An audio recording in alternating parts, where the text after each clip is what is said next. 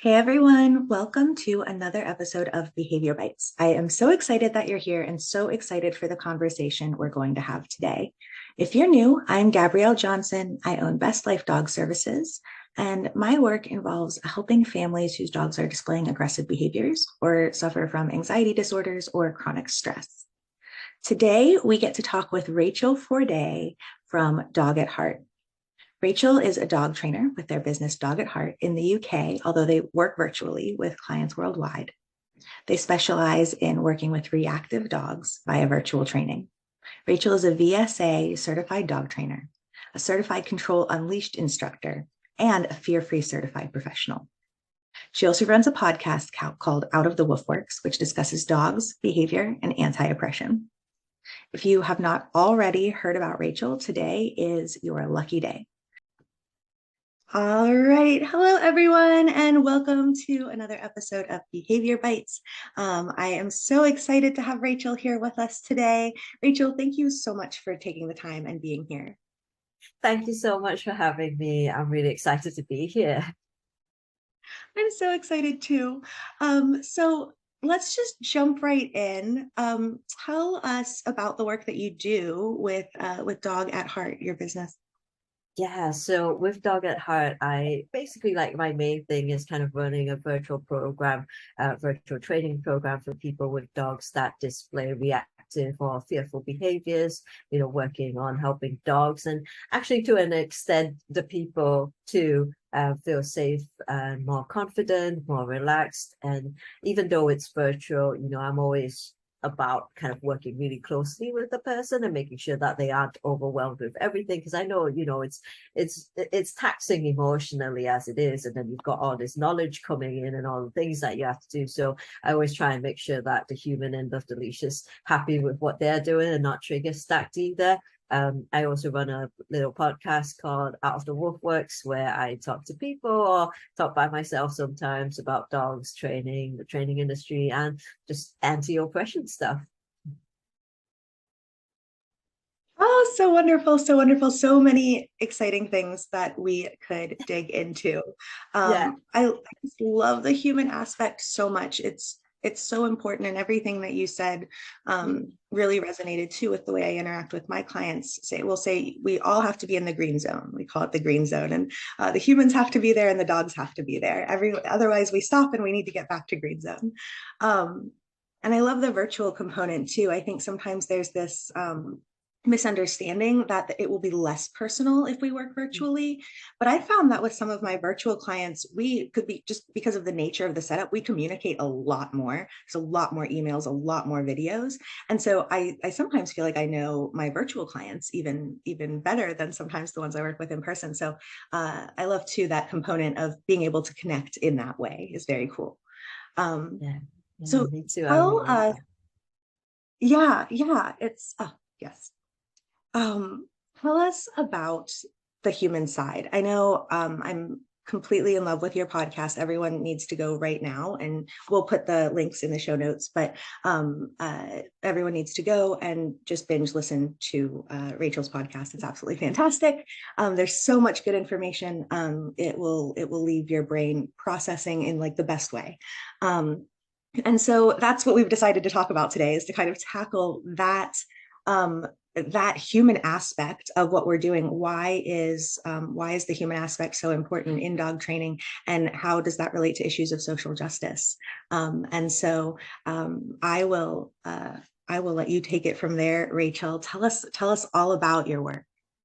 Yeah, I mean, I feel like dog training is never just about dog training. You kind of mentioned it already, both ends of the leash are so important, and so important to me because humans need to feel comfortable and empowered and safe to be able to help their dogs more effectively.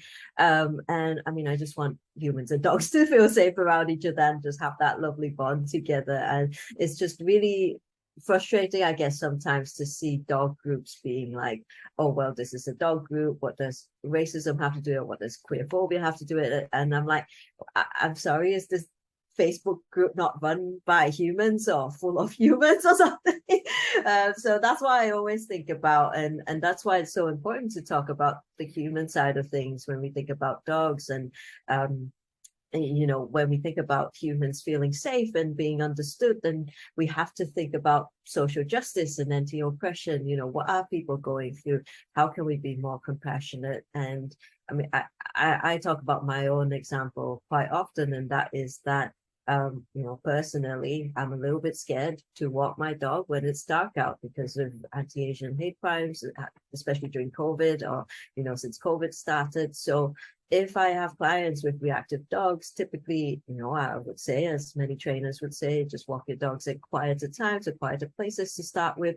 But I can then also understand if someone is like, oh, I'm not sure about that. And I'll give them that space to say that and try and come up with something else for them. You know, I think that's really important. And it just makes us more compassionate practitioners because we can identify kind of the environmental and the social issues that are affecting our human learners. You know, we think about how the environment affects our dog's behavior and how they're feeling. You know, it's the same with us. And in turn, you know, we can be more creative. We can think of more ways to help them feel safe.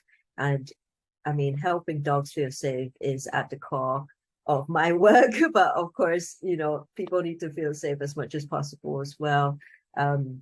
And, you know, within the training industry, especially when we look at who's kind of well known or who's running organizations, is typically really white dominated and there's not a lot of representation. So for people, the global majority, like myself as an Asian person, it doesn't feel like the most welcoming. I mean, it's not even necessarily about race, it's just not diverse in terms of other marginalized communities either. So it doesn't feel like everyone can be a speaker at such and such conference. So it doesn't feel like everyone can participate even. And I think also because of that, things don't get handled very well sometimes. So we end up having like statements or shares of stuff that come across more as performative, because there is no structural change. You know, like one scholarship isn't gonna be any use, you know, in the sense of like the overall picture. So I think that's why it's so important to kind of talk about this stuff. And I don't want it to be like, oh, we're just doing this thing so that people don't criticize us. You know, that's my feeling anyway. And as positive reinforcement kind of people, we do want to reach more people and help them build better relationships with the dogs, and we can only reach more people if you know, we have more diverse opinions and diverse dog trainers. Yes, absolutely. Absolutely. Oh, I know I had said this when we were talking privately, but one of the reasons that I was so excited to just listen more to you talk about these topics is because um, I feel like you talk about them in the way that they make sense in my brain, which also feels like very like, yes, that makes perfect sense. That is totally logical to me. And so then it does feel very confusing when sometimes that's people don't understand that connection and how these things are connected. But I love the way you said, like, are we not humans in this group? Aren't we all humans? There are probably queer humans and disabled humans and humans of all different races and in this group. And so that matters. And our clients are also from these groups or well, and if they're not, maybe we should look at that and wonder why that is particular. Anyway, so rabbit hole. I appreciate all of that so much and just love your content and the way it really speaks to my brain, at least in this very, like, I'm like, yes, that's a straight line is what my brain is doing. And I love that.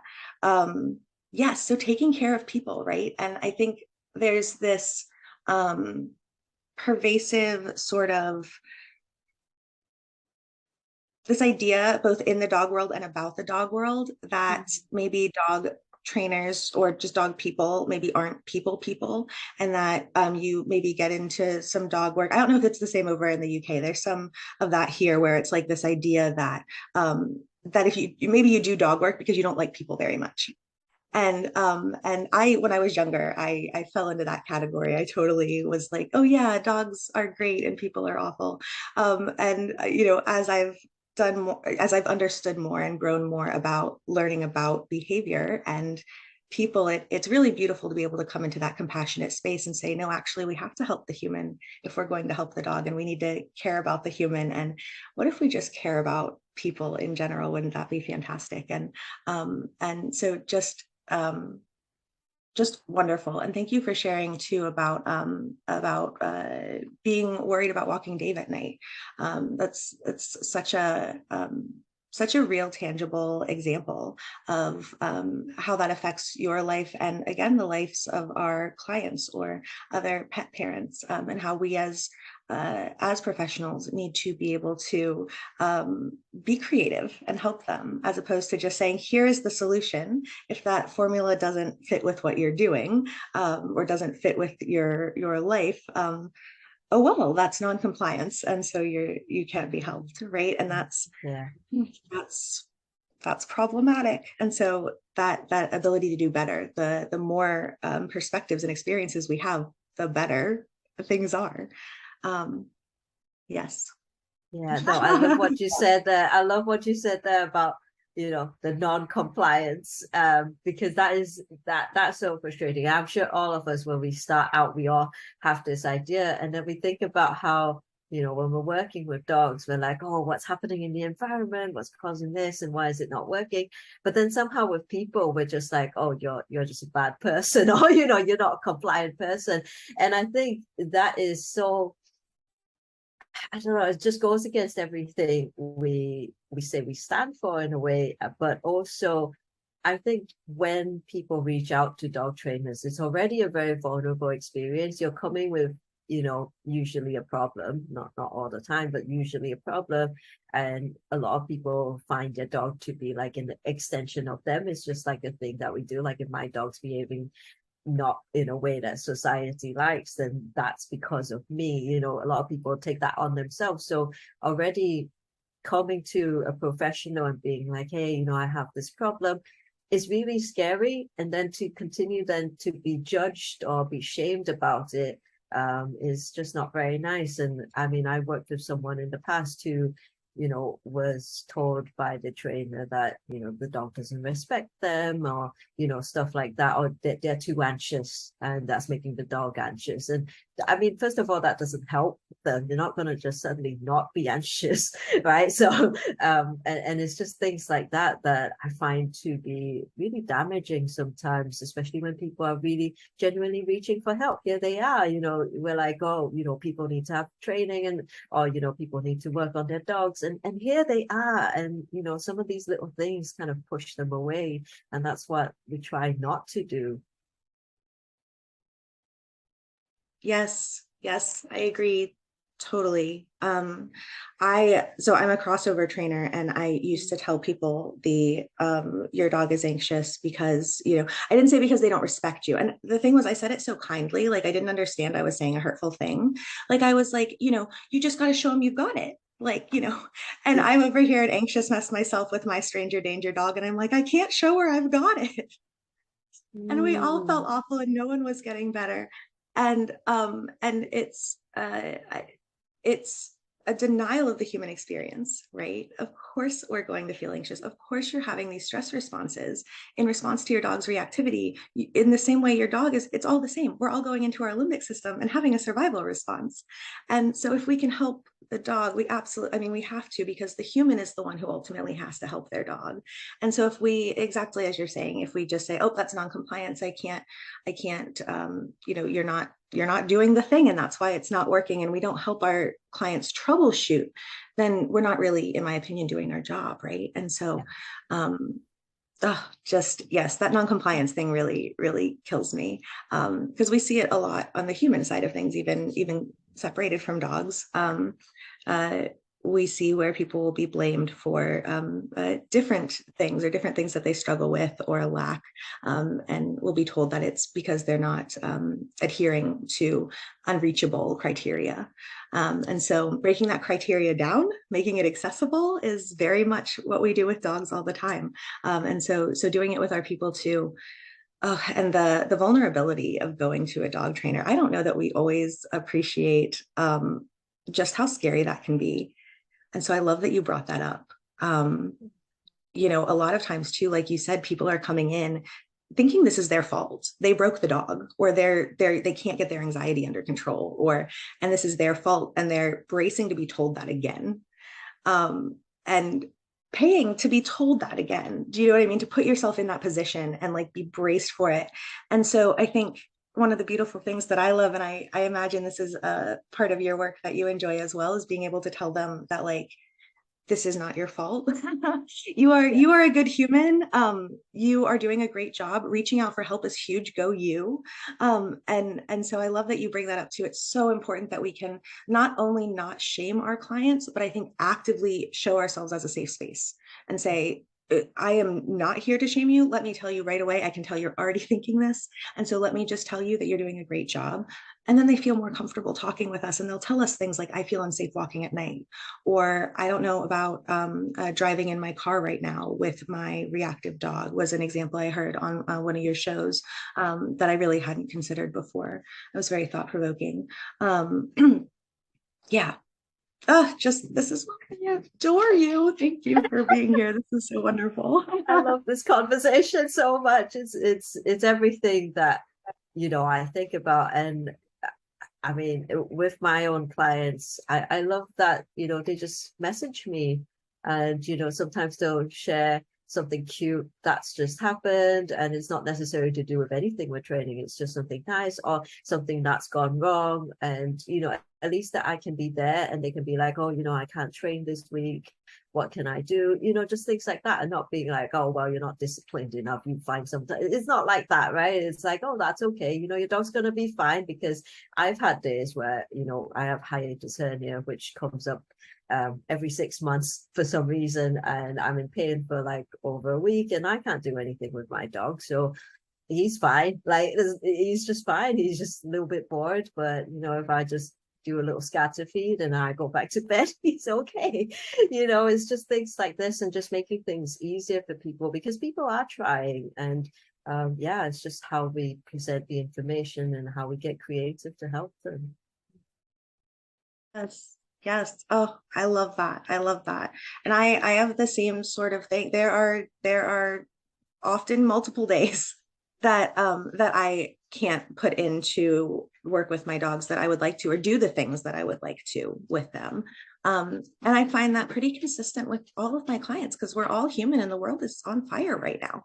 And so it's okay. I have clients who sometimes, will maybe even fall into a pattern. Will say, hey, like I noticed like this is a pattern of not being able to do the thing. We've talked about this thing and it sounds like it's okay, but then it's not happening. What's going on? How can I help? Does it just feel overwhelming? And really figuring out why it's not happening can lead to a conversation sometimes of, let's just shift into management. You're not in a management and training place in your life right now. Let's take a few days or weeks, or I've had some clients need to take a few months sometimes due to big life events, and say, we're just going to put this into management mode, and we're going to come back when we can devote our attention to what's going on. And management's going to keep everyone safe, and it's going to keep stress levels low, and it's going to prevent things from getting worse. And we're going to breathe, and we're going to be in the green zone, instead of trying to split ourselves in a million different pieces, not giving anything our full attention, and burning out, and then being in our limbic system when we're trying to train. And so it's something I think we have to walk people through, and say this is okay, and give permission for, and really kind of teach people like, you have to be in the green zone too. It's such a hard lesson, I think, for us, and we can get really good at focusing on how our dog is feeling. And sorry, green zone is just a term that we use off of like the FA. We're just like, green is good, prefrontal cortex. And so, but that low stress zone. And so teaching people that it's okay to prioritize their needs as well. And as dog trainers, knowing that that's something we need to tell them, because there is a lot of narrative around there that like, if you're not doing everything you can right now, then it's not enough. And we don't even hold ourselves to those standards for like literally No, anything else. not at all. Today it's too hot to trade, so so I've just got Dave lying around and just cuddling, and just doing the easy stuff today. Yeah, stuff like that. Oh, I love it. I love it. Rachel, thank you so much for being here to talk with us today. This has been absolutely amazing. Yeah, no worries. It's been really, really good. I really love chatting about this sort of thing, and yeah, thank you for having me. Absolutely. Absolutely. Before we go, is there anything you'd like to have our listeners do now with kind of they're fresh off this conversation? Hopefully, they're thinking and processing new information that they hadn't considered before. What now might they do with that? Yeah, I mean, for everyone, you know, I think there's a lot of resources out there in terms of, let's say we were talking earlier about kind of the anti-racism, the anti-oppression stuff. Not to plug my own podcast again, but like some of my show notes include some of my resources and links and articles and books that people can check out if they want to learn more. And I think, you know, it's really for general everyone. It's just about listening and learning from people. You know, if you've been told something that maybe you've done is harmful or something that you've seen is harmful, just kind of acknowledge it, thank the person for letting you know that, and just kind of sincerely try and do better. You know, we all have unconscious bias, so it's also not about beating ourselves up about it, but it's just about learning and keep trying to make the world a better place, as cliche as that might sound. And, you know, if there are pet professionals or, you know, people in the industry listening and they're just beginning to learn more about anti-oppression stuff, I think if you're able to, you know, taking a course by a DEI, which is diversity, equity and inclusion educator, can be really helpful. I've got a list where I've compiled some of these, and many DEI educators have free resources as well that you can check out. So, you know, for organizations like hiring a DEI person and paying them can be helpful. So again, it's just listening and learning and just being open to that, you know, rather than being defensive, which is a completely normal human response, but just kind of really putting that down for a moment and just listening, because people may be having quite a hard time, and to tell you that this isn't very nice can also be a vulnerable experience. So the fact that they are bothered to even tell you is a big thing. So I think from human to human aspect, that's a really important thing that I just wanted to put out there. Yeah, I love that. It's a gift. If someone takes the time to say, Yeah, hey, that's harmful, that's a gift because it is very exactly. vulnerable. Exactly. Rachel, absolutely. I'm going to plug your podcast again. If you are listening to this Behavior Bites episode, it is because you love dog stuff and you want to hear more about behavior, and that probably blends into human behavior. And you are probably a wonderful person working to make the world better. And so you will love Rachel's podcast. So it's everywhere that podcast. I don't need to tell you how to find podcasts. The links will be in the description and you'll be all set. Go check out Rachel's links. It sounds like there are a lot of really, really great resources to dig into. And as always, thank you for being here. We hope that you have a gentle day. We hope you have a Yes, gentle, nice day. I love Uh, that. Wherever everyone is, just have a gentle, no pressure, low key. It's a Friday. Rachel and I are It's a both Friday. actually having Fridays. Yeah. So enjoy.